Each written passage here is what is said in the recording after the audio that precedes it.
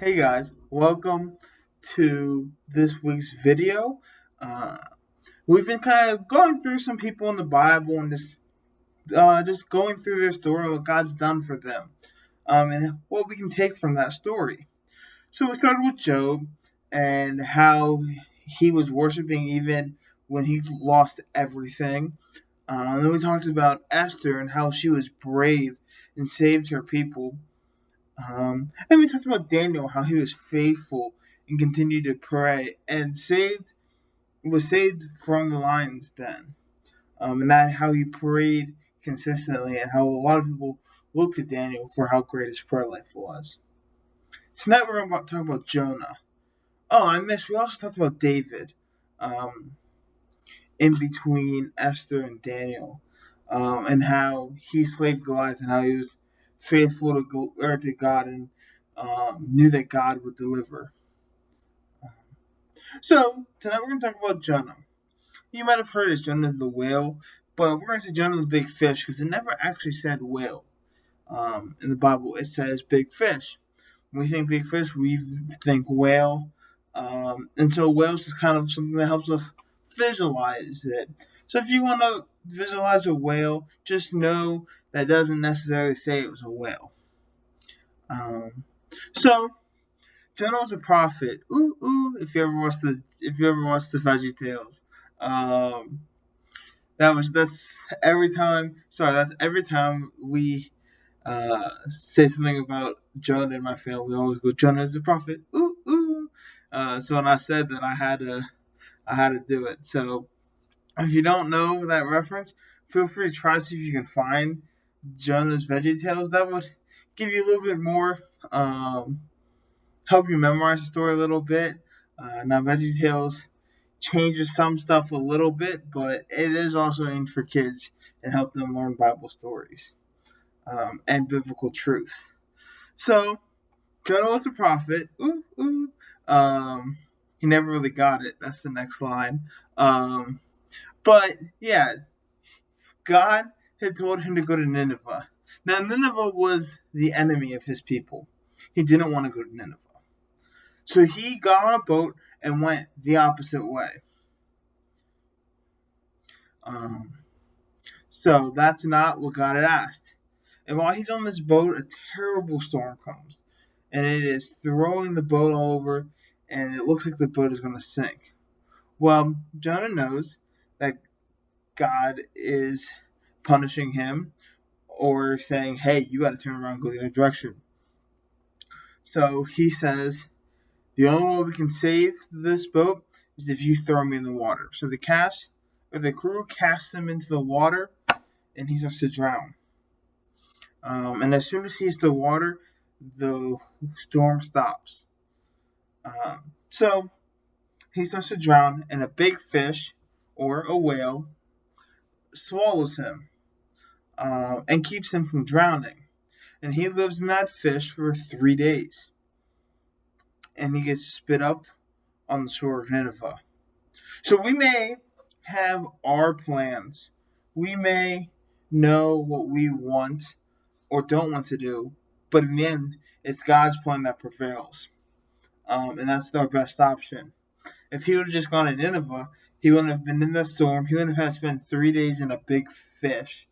And God is sending him to tell Nineveh that God is going to destroy them because they are very wicked and sinful people. So he gets there, he tells them, um, and they become compassionate and change their ways and um, make God their one true God and the God that is worshipped in their land, because they were worshiping pagan gods, and so they turned their ways and were like, "All right, we'll repent," and so God decided to spare them. Well, Jonah didn't like that because though Jonah didn't want to go, Jonah also didn't want to see them saved. They were his enemies. God calls us to love our enemies. No matter what it is, He actually calls us to pray for our enemies. Right now, there's a lot of hate in the world um, that's going on. We talked about that a couple of weeks ago as well, and how we are called to love one another. Not only are we called to love one another, but we are called to pray for our enemies. And now when we're called to pray for our enemies, it is not necessarily a pray for them that they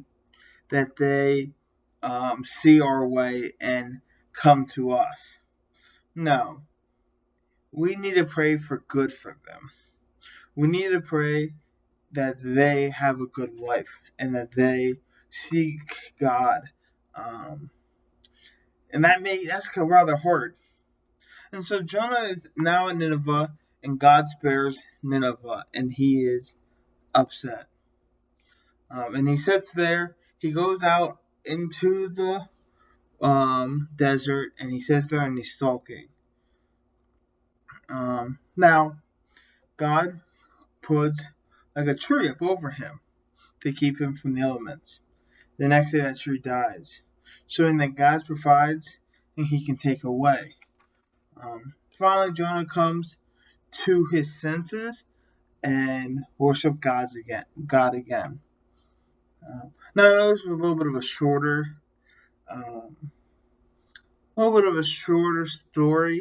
Uh, the book of Jonah is only 4 chapters long, so if you want to go read it, 4 chapters. If you go a chapter a day, you still have 3 days. So I encourage you to go ahead and read those and read through it. So yeah, that is where we are. Um, Thank you for joining us. And like I've said before, um, our church is now open. If you are not attending church um, and you feel comfortable and are well, um, feel free to reach out to me if you want to know our guidelines for how we are doing church.